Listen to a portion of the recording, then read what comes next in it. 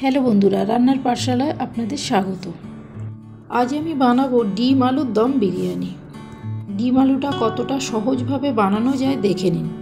কিচেনে অ্যাভেলেবেল মশলা দিয়ে এটা বানাবো, এটা কোনো মশলা ব্যবহার করব না। এখানে আমি বাসমতি চাল নিয়েছি 500 গ্রাম। চালটা ভালো করে পরিষ্কার করে ধুয়ে জলে ভিজিয়ে রাখবো 15 থেকে 20 মিনিট। এখানে আমি ডিম সিদ্ধ করে রেখে দিয়েছিলাম আগে থেকে। ডিমগুলো একে একে ছাড়িয়ে নেব। এখানে আমি রান্নার জন্য 6টা ডিম ব্যবহার করেছি, আপনারা চাইলে বেশি ডিমও নিতে পারেন। আর সাথে 4টে আলু নিয়েছি, আলুগুলো একটু কেটে নেব।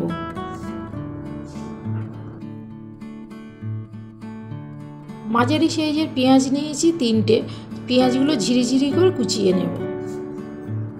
পেঁয়াজ কোচানো হয়ে গেছে। এখানে আমি আলুতে অল্প একটু ফুড কালার দিলাম আর সামান্য নুন দিয়ে দিলাম। ভালো করে মাখিয়ে নেব। আপনারা চাইলে হলুদ দিয়েও এটা মাখাতে পারেন। গ্যাসের ওভেনে প্যান বসিয়েছি, প্যানে বেশ কিছুটা সাদা তেল দিয়ে দিলাম।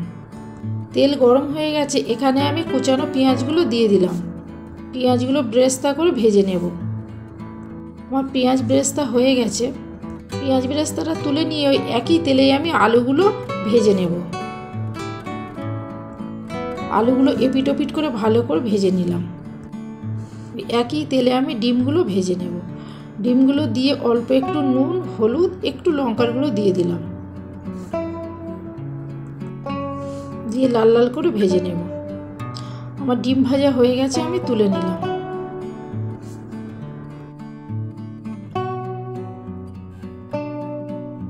আমি একটা মশলা বানিয়ে নেব। একটা পাত্রে 4 টেবিল চামচ টক দই দিয়ে দিলাম, ভালো করে একটু ফেটিয়ে নিলাম। সাথে আমি 1/2 টেবিল চামচ হলুদের গুঁড়ো দিয়ে দিলাম, 1/2 টেবিল চামচ লাল লঙ্কার গুঁড়ো দিলাম, 1 টিস্পুন জিরের গুঁড়ো আর 1 টিস্পুন ধনের গুঁড়ো দিয়ে দিলাম, 1 টিস্পুন চিনি দিয়ে দিলাম। ওভেনে একটা পাত্র বসিয়েছি, পাত্রটা গরম হয়ে গেছে।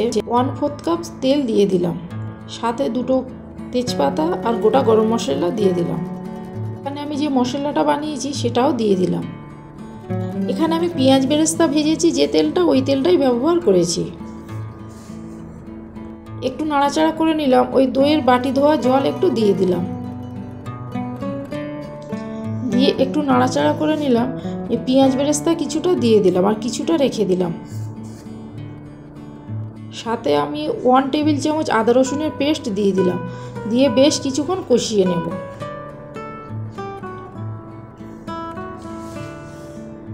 আমার কষানো প্রায় হয়ে গেছে। এবারে আমি আলু ভাজাগুলো দিয়ে দেব। আলু ভাজাগুলো দিয়ে দিলাম, দিয়ে আরও একটু কষিয়ে নেব।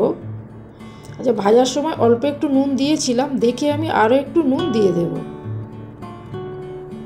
দিয়ে সাথে আমি ডিমগুলোও দিয়ে দেব, দিয়ে বেশ কিছুক্ষণ এটাকে কষিয়ে নেব।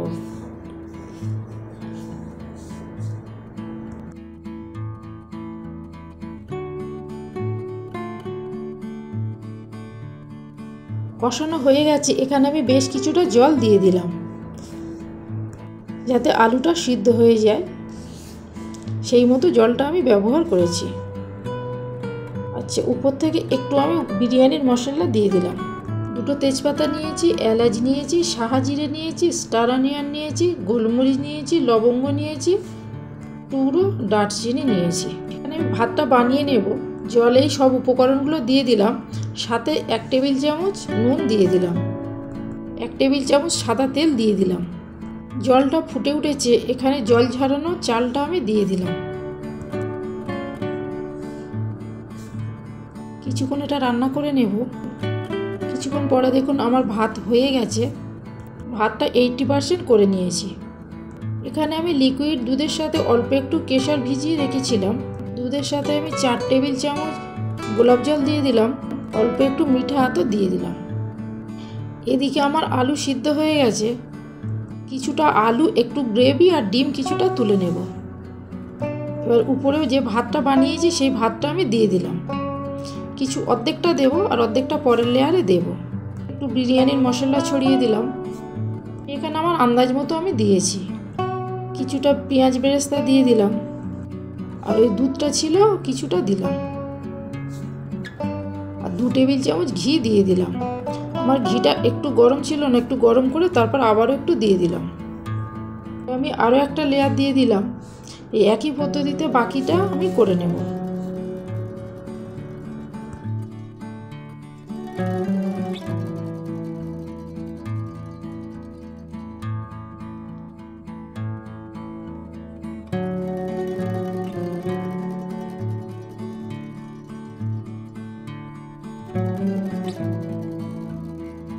এখানে কালারের জন্য অল্প একটু জলে ফুড কালার গুলে দিয়ে দিলাম।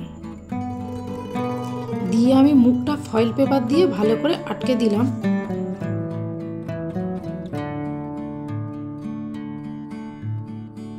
ওভেনে একটা তাওয়া বসিয়েছি, তাওয়ার উপরে বিরিয়ানির পাত্রটা দিয়ে দিলাম।